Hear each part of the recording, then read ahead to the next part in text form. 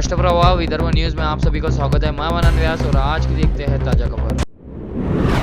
राज्य के कक्षा 12वीं के नतीजे आज घोषित हुए, जिसमें वाणिज्य शाखा से केशरभाई लाहौटी महाविद्यालय के छात्र यश प्रभुदास खालोकार संभाग में 97% अंक हासिल कर पहला स्थान प्राप्त किया। वहीं कला शाखा में भारतीय महाविद्यालय की छात्रा तनिष्का विशाल मसराम ने 91.50% हासिल करते हुए संभाग में पहला स्थान प्राप्त किया। तनिष्का के पिता सिक्योरिटी गार्ड है, वहीं माता कपड़े बर्तन का काम करती है। विपरीत परिस्थितियों पर मात करते हुए तनिष्का की उपलब्धि की सर्वत्र सराहना की जा रही है।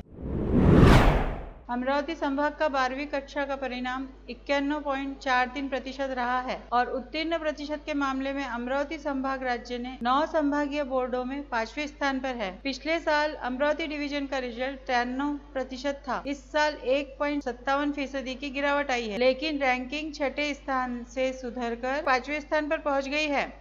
परिणाम प्रतिशत के मामले में वाशिम जिले को पिछले साल की तरह शीर्ष स्थान मिला है और इस जिले का परिणाम 95.66%, बुल्ढाना 95.18%, अमरावती 91.0% यवतमाल 90.63% और अकोला जिले का परिणाम सबसे कम 84.28% रहा है। परीक्षा में लड़कियों ने बाजी मारते हुए अमरावती संभाग में छात्राएं उत्तीर्ण होने का अनुपात 94.29% है, जबकि लड़कों के उत्तीर्ण होने का प्रतिशत 88.97 रहा।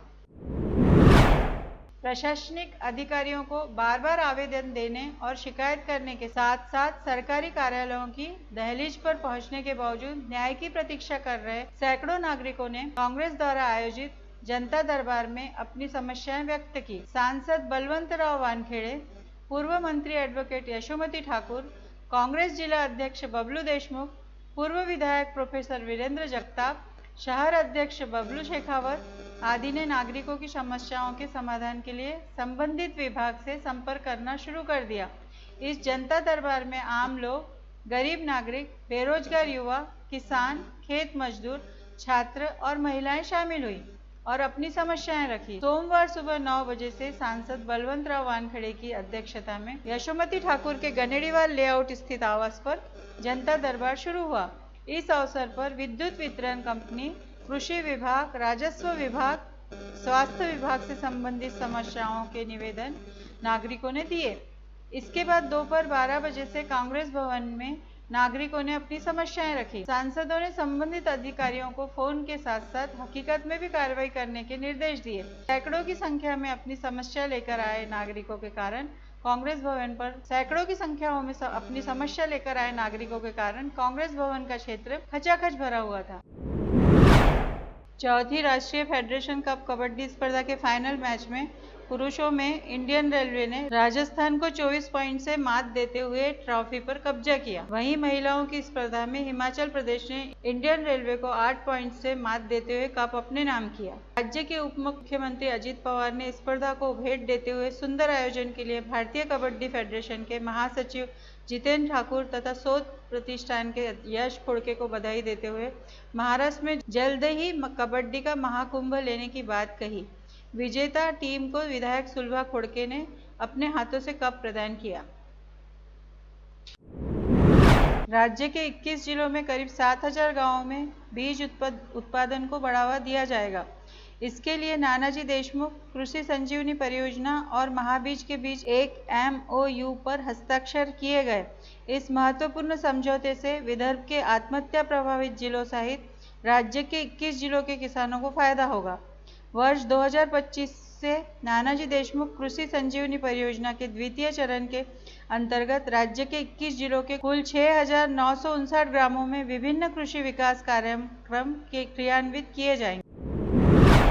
किसानों की आय बढ़ाने और मधुमक्खी पालन की गुणवत्ता में सुधार के लिए राज्य में मधाचे गांव योजना लागू की जा रही है। दूसरे चरण में इस योजना का विस्तार राज्य के 10 गांवों तक किया जाएगा, जिसमें अमरावती जिले के चिखलदरा तहसील के आमजरी गांव का भी समावेश है। योजना के तहत इन 10 गांवों के लिए 5,01,97,000 रुपए की धनराशि स्वीकृत की गई है। नागपुर में शिवसेना शिंदे गुट पार्टी के शहर संपर्क प्रमुख के खिलाफ एक कारोबारी महिला ने बजाज नगर पुलिस शिकायत दर्ज कराते हुए बार बार छूने और शारीरिक संबंध बनाने की मांग करने का आरोप लगाया है। महिला की शिकायत पर पुलिस ने नेता के खिलाफ मामला दर्ज कर लिया है। आरोपी नेता फरार है और पुलिस उसकी तलाश कर रही है। आरोपी नेता की पहचान 44 वर्षीय मंगेश विजय काशीकर के रूप में हुई है। बजाजनगर पुलिस के मुताबिक मंगेश काशीकर शिवसेना शिंदे गुट शहर संपर्क प्रमुख है। काशीकर के खिलाफ पहले भी मामले दर्ज हो चुके हैं। उसने काचीपुरा इलाके में होटल खोल उस होटल में पार्टनर के तौर पर पीड़िता से 1.5 करोड़ रुपए लिए थे। उस पैसे से रिया को होटल बिजनेस में 10% मुनाफा देने का समझौता हुआ था। पिछले हफ्ते से राज्य में बेमौसम बारिश हो रही है। राज्य के कुछ हिस्से में न सिर्फ बारिश बल्कि तूफान और ओलावृष्टि से भी प्रभावित हुए हैं। विदर्भ भी अलग अलग जगहों पर तूफान और ओलावृष्टि से प्रभावित हुआ है। आज शहर में बादलों की गड़गड़ाहट के साथ हल्की बारिश से लोगों को गर्मी में राहत मिली। वहीं वाशिम तथा बुल्ढाना में बारिश के साथ ओले गिरे। पिछले 2 दिनों से नागपुर शहर के भी अलग अलग हिस्सों में ओलावृष्टि हुई है। अब एक बार फिर भारतीय मौसम विभाग ने भविष्यवाणी की है कि उत्तरी महाराष्ट्र, मध्य महाराष्ट्र और मराठवाड़ा में बेमौसम बारिश होगी। और लेटेस्ट न्यूज़ देखने के लिए राष्ट्रप्रभा चैनल को लाइक और सब्सक्राइब कीजिए।